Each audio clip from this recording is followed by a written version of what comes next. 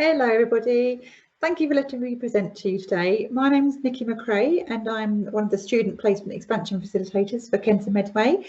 So I'm going to be presenting to you today a little bit about student placement expansion, particularly with OT, and some work about the Kenton Medway AHP faculty and some of the work we've been doing. So I'm going to start sharing my screen with you. Okay, so just a little bit about me. So I'm a physio by background. I've been a physio for 12 years.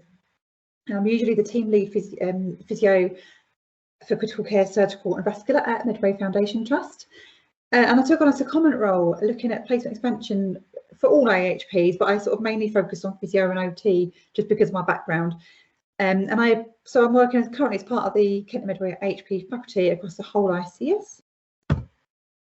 So the 14 allied health professionals, we actually form the third largest clinical workforce in health. So we're a big group, and we play such a pivotal role in not only, treating patients and patient care, but actually for the delivery of the NHS long-term plan, which is trying to move towards a prevention, more community-based care. But there is a workforce gap at the moment, both with the supply of trained staff, but also the retention. And to address this gap, the National AHP Workforce Programme tried to focus on increasing future supply, bridging the gap, and enabling the workforce to deliver and grow. And by doing that, what they want to do is make AHP the career of choice and try and get more people going into university to complete their course. But with that, obviously, comes the need for more placements. So these AHP faculties were developed to try and deliver all these themes and also identify how we can expand clinical placement activity. So what is an AHP faculty? It's a group of organisations that formally work together across an ICS. So, for example, in Kenton Medway, there's a representative from each of the universities, a person from each trust and service, and we all sort of come together and we sit underneath the AHP Council. So you think of the AHP faculty as the engine room to the council. So we sort of draw on all the themes that have emerged and try to work on how to actually carry them out. And the themes that have arisen this year is obviously expanding clinical placements is a big one, but also apprenticeships, work experience, promoting AHPs, advanced clinical practice, and general workforce development. So the Kenton Medway AHP faculty, we cover quite a big area. There's 11 healthcare providers all in that list, and we border East Sussex, Surrey and London, and we have a population of 1.8 million, which is growing by the minute. So it's a big area that we have to cover, a lot of different organisations. So the faculty essentially tries to bring everything together in one place just to try and streamline some of the key themes and try and make things happen. So the Kenton Medway faculty objectives this year: stimulate demand, so trying to make AHP the career of choice and stimulate incentive applications by a diverse range for AHP under course places. Increase capacity, so increase the capacity of applicants actually going onto the course, but then increase the student placement capacity to be able to deliver the NHS long-term plan. Bridging the gap between education and employment, so trying to support different entry routes into the AHP roles, and enabling the workforce to deliver and grow. So trying to support them throughout their career, create new roles, advanced practice, use digital technology, anything to try and make sure there's a career path mapped out for the whole career, not just in the beginning stages. So the Kenton Medway faculty sort of divided itself into a couple of work streams just to try and streamline it. So, work experience was one work stream, and I know there was a lot of work went on with the faculty, and then they managed to create an on-demand virtual work experience, which has now been produced and implemented across the South East region via SpringPod. So that's available for anybody that wants to know a bit more about an AHP career, but maybe especially during the pandemic, they haven't been able to get in to do work experience in person. So it's a huge sort of interactive virtual work experience, which is a lot of work gone into it. It's absolutely brilliant. Apprentices, so there's a separate working group to do the apprenticeships. trying to offer an alternative route to becoming an AHP.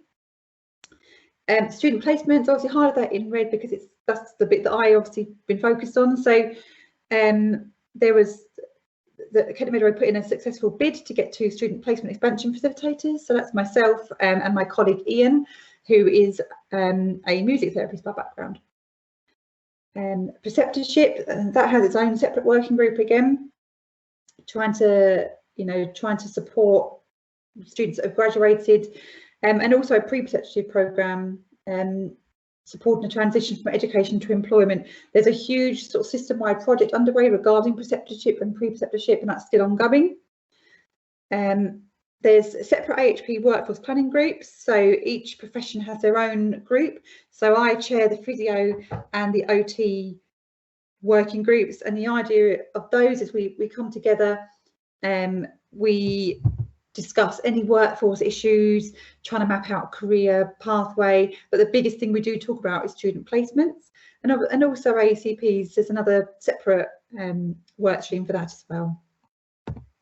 So student placement. So as I said before, the NHS long-term plan and the interim people plan want to grow the AHP workforce, and that increased demand for AHP courses will need sufficient course and clinical placement capacity. So after the successful bid, the task of me and Ian was to increase the student placements in Kent and Medway by 80 placements, and that's for all AHPs.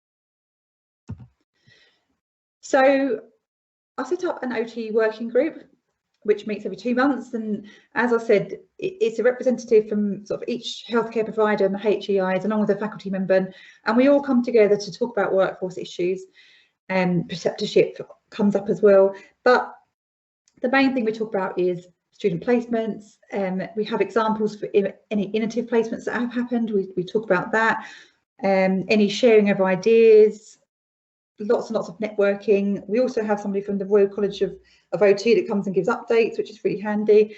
And we have university updates as well, which they talk us through how they're doing with their placement targets and anything else we can do to help. And it's a really useful tool to sort of come together and talk through any ideas and how we can make anything a bit more streamlined on a system level. And one thing that did come out of it is trying to work on the timeline of OT placements, which I know wasn't working so well. So that is currently still ongoing, and we're trying to streamline it to make it a little bit better for everybody involved. So there was some funding given from Health Education England for people to apply for hardware, so laptops, headsets, and the idea was that they could apply for this funding to get the hardware, which would then, for that service or trust, be able to use them to increase student placement capacity. So various people applied, and the ones in colours are just the ones that did apply, and I was given 3 OT departments that actually applied for that hardware. And we sort of met up and talked through how we could set different remote placements up, what it would involve. One is still ongoing now, and it's going very well, which is absolutely brilliant.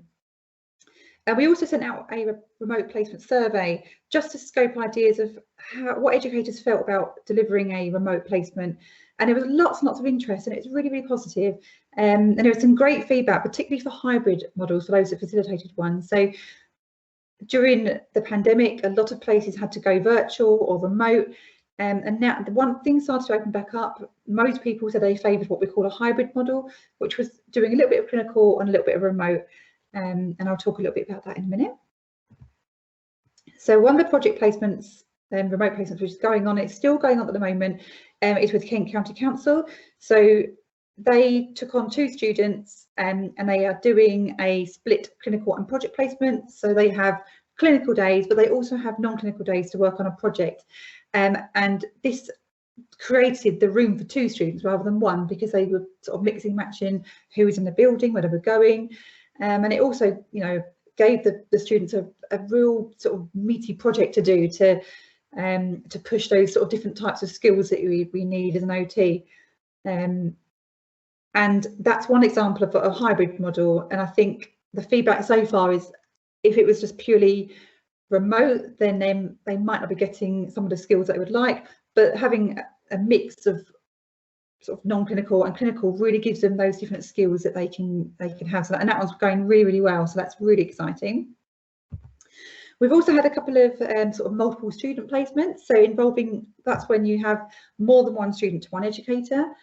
And so Medway Foundation Trust are currently doing a 2-to-1, and they've never done that before, so that's absolutely brilliant. And they're working on Frailty pathways and leaflets, and that's them in the picture, which they kindly supplied for me. So they, you know, normally Medway have traditionally done a one-on-one OT placement, but they tried to do something innovative and took on 2.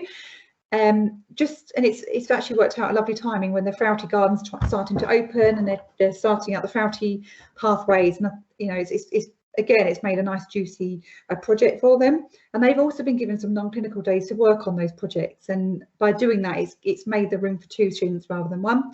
Darren Valley did a similar thing, and they had 2 students on an oncology ward, so they run it together. And I know there's different services and trusts that have done similar things with more than 1 student as well within Kentney Medway. And there's physios and OTs in other parts of the country that have trialled even more. You know, there's people from Sussex and Surrey have trialled 5-to-1, 6-to-1. There was even a 10-to-1 which happened in the country. So it can be done. You know, it's quite daunting to start with, to think about having that many students, but the feedback so far has been that the peer working side of things has been a real benefit to them, and obviously working on a project together as well has been useful for the student but also the educator. So that's been really exciting. This is just a student quote from one of the students at Medway. Obviously it's quite meaty, but it's, whilst being on practice placement, I've had the opportunity to work with another student on my course. This has been a positive experience thus far, as it's been a good experience to be able to share thoughts and feelings when unsure, being able to work closely together but still be able to individually learn and develop as students. Obviously I'm not going to read the whole thing, but the 2-to-1 placement, in my opinion, works very well with proper planning, as being able to plan our weeks in advance helps with making sure we've always have something to do, whether it's shadowing other professionals, making sure we rotate, taking all opportunities, as well as maximising our learning and being able to improve. And so a really positive quote for having, you know, another student on placement with them rather than just 1. Long arm. So before myself and Ian came into post, there was an MFT, Medway Foundation Trust Apprentice OT, that actually had a placement in a school where there was no other OT was based. So they were overseen by a long arm. So that's something we've been trying to encourage as well. A lot more long arm placements. Trying to break down those barriers as well of where an OT can be, and they don't have to be overseen by an OT. They can be overseen by another healthcare professional. You know, and it's worked really well for a fair few placements. We're also looking at implementing OT students into primary care and GP surgeries, which will also likely be long arm. I know myself, I'm due to have a physio student start with me any day now, who's going to be doing a split leadership, and sort of half of it's going to be leadership with me and half it's going to be clinical within a GP surgery. So it's trying to get those AHP students into places where they not normally are, to break down those barriers, give them a little bit of a different environment, different experience, and utilise different skills that they can learn.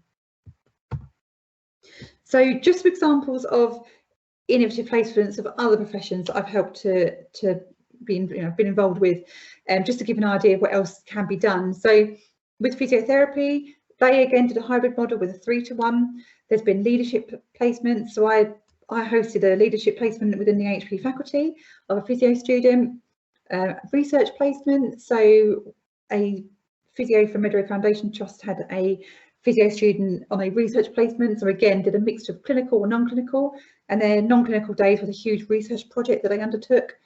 There have been virtual MSK placements, which took place during the pandemic, but actually on feedback after the pandemic, they're actually going to be continuing, at least a large part of it being virtual, because it worked really well and let them have more students, which is absolutely fantastic. A lot of split placements that have happened, and a lot of interesting future ones. So split between different services, and obviously primary care. So having a student any day now that's going to go into a GP surgery is brilliant. Orthotics. So part of my role, I also took on the Orthotics and Medway Foundation Trust, and have managed to set up the first fully remote placement in September, and that's going to be between Medway Foundation Trust and South University, and that's the first for orthotics. So they're absolutely ecstatic about that, and that's really exciting. Some other things that have happened, so the ODPs, my colleague Ian runs that working group, but there's a lot of interest in using GoPros and headsets for virtual placements and training, so that's all being looked at as well.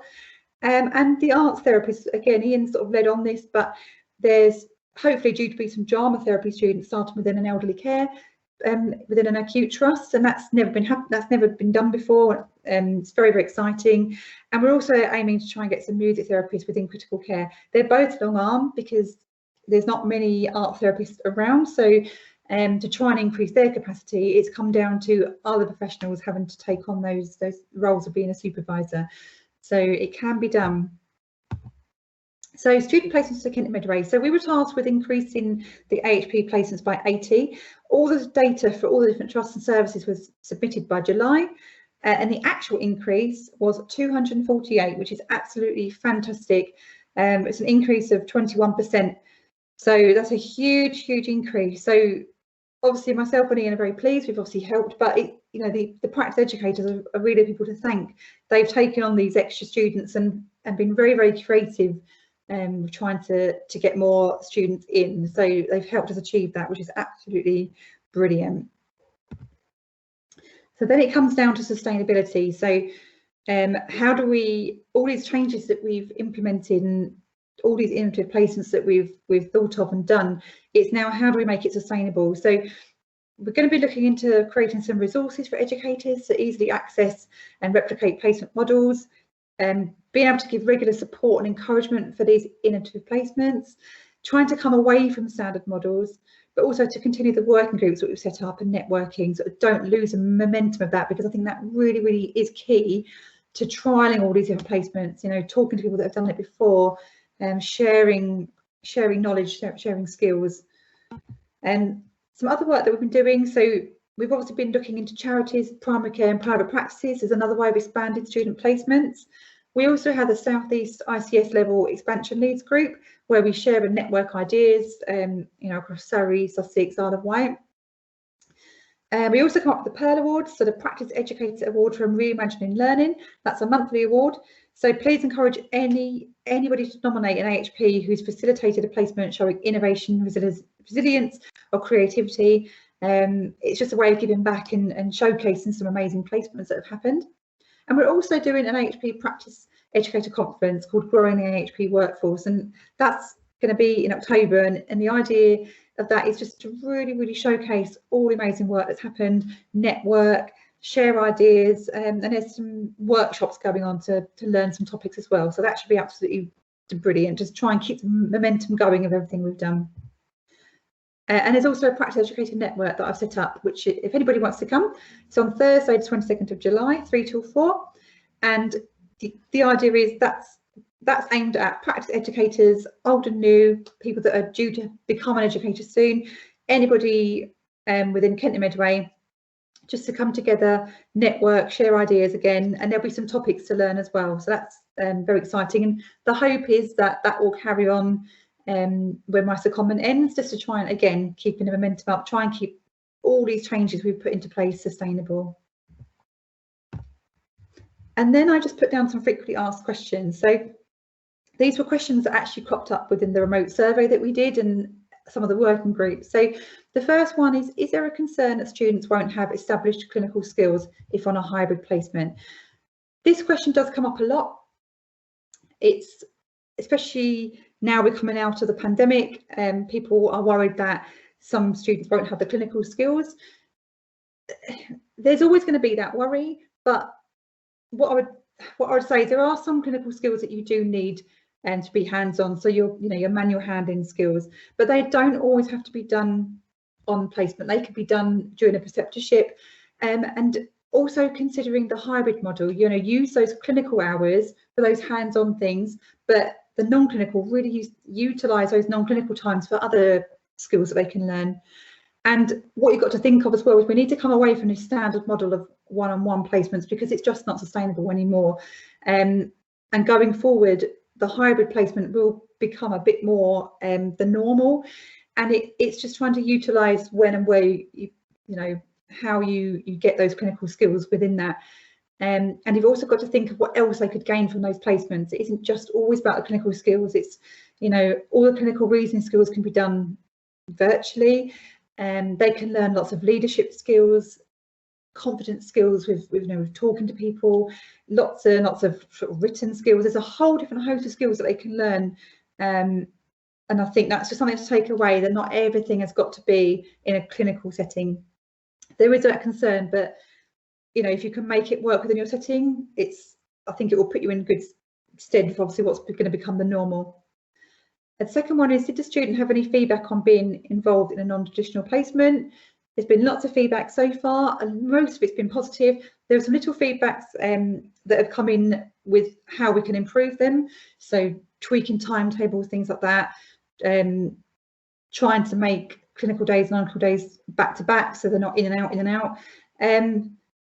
But most, you know, most students that have given me any feedback has been really positive, especially having, if it's a multiple student model, the peer support that's really come out of any feedback that I've got, that they loved having somebody else that they can work with the same educator, and that's been really exciting. And there's been some feedback on people that have done a project placement or a research placement, and they've really liked getting their teeth into a really juicy project, rather than just a case study or, you know, the traditional things that we used to do. They've really enjoyed doing a research project, and again, it's given them the skills that they may not necessarily have got on a traditional placement. How many students is too many in a multi-student model? That question did actually come up in one of my working groups. I think that completely comes down to how comfortable you feel as an educator. You know, as I said, some people are trialing 2-to-1, and that's a lot for them because they've never done that before, and that's absolutely fine. Whereas there are some physio students that were on a 10-to-1 model. They did a lot of virtual, and I think that depends on your setting, on how experienced your educator is, and how comfortable you feel. But you know, I can't really give an answer to that. It depends what your placement is as well. I think if you had too many students, you've got to think, is that taking away what they wanted to get out the placement? If it's a research placement, the more the merrier, I guess, because they can all help. But it's a case of what will work for your area. How does it affect the marking? So this did come up a lot in our conference that we're having in October. That hopefully will be answered even better. We've got some people from the university going to be talking about the marking criteria. Again, it comes down to how much of the placement they've managed to have clinically and non-clinical, but it's having, what I'd advise is having a look at that marking criteria in advance of the placement and trying to work out how can we shape this placement that they will, you know, get the most out of that. Looking at the marking criteria, how are they going to get the most out of, you know, which bit they need to do when. But again, it's looking at things like clinical reasoning skills. Do they need to be done in a clinical environment? Can they see a patient, but then in their non-clinical days work on their clinical reasoning? And it's just trying to, you know, break down the barriers of not everything has to be clinical, but they can still be marked just the same. It's just finding a way that works for you and trying to plan ahead and look at that marking criteria in advance. And what are the benefits and downsides to a remote, semi-remote placement? So we talked a bit about this, but a lot of the feedback I got was that a semi-remote is best, so a hybrid model, because they get the best of both worlds. You know, they're getting the skills of the clinical element, but they're also coming away and they're gaining all those other skills that you don't necessarily get. So your leadership, IT skills, you know, project skills, all that side of things they're getting, which I wouldn't normally get. Obviously, you know, there's going to be downsides with everything. It may not work for everybody's area that they work in. There might be some students that are falling behind a little bit clinically and really need that, you know, a bit more clinical, and that may be where it's a bit of a downside. So timetables might need to be tweaked in that respect. You know, but I think it comes down to what works in your setting, and what you think, yeah, if you think it could work or not really. It's not really an answer to that, but I think if you're a student on a fully remote placement, I think you have to have the confidence in yourself. I think that they'd have to really handpick the student that goes on a fully remote placement to be able to really make the most of that situation, get the skills they want out of it. You know, whereas the students that might just need a little bit more coaxing, a little bit more clinical, then they would have to go on a hybrid model. Yeah. So hopefully that's answered those questions. Thank you very much for letting me talk to you. It's been really, really lovely to present. And yeah, thank you very much. Enjoy the rest of your day. Hopefully that gave you a bit of a better flavour of the bigger AHP family that we all belong to. It's very exciting, really, because it's you know, it is a massive group of people and professionals that we actually have the opportunity to work with. And one of the projects that Nikki didn't mention is the AHP gave us some funding to support some of us as leaders, so to do some systems leadership management training, which we've just finished. And that was an amazing opportunity for leaders from all sorts of the AHP professions to come together, all virtually, but to actually discuss sort of management methods and tools and expand our own management toolkit, which was really exciting, and test things out on each other, and it just kind of reinforced to me, you know, the power that we have. If we work together, we're a much bigger group with a lot of clout, and we actually can have a massive impact on things. So, and that whole course culminated with us actually interviewing a very senior chief nurse for Kent, who sort of sits above sort of the AHP, some of the leaders, and we were able to put some quite challenging questions to her about how she actually sees the AHPs fitting into the bigger picture as we move forward into the new developments that are happening in health, particularly at the moment with the ICSs and everything. So a really exciting time. So great, really good, nice presentation. It's all available to you online if you want to have any more.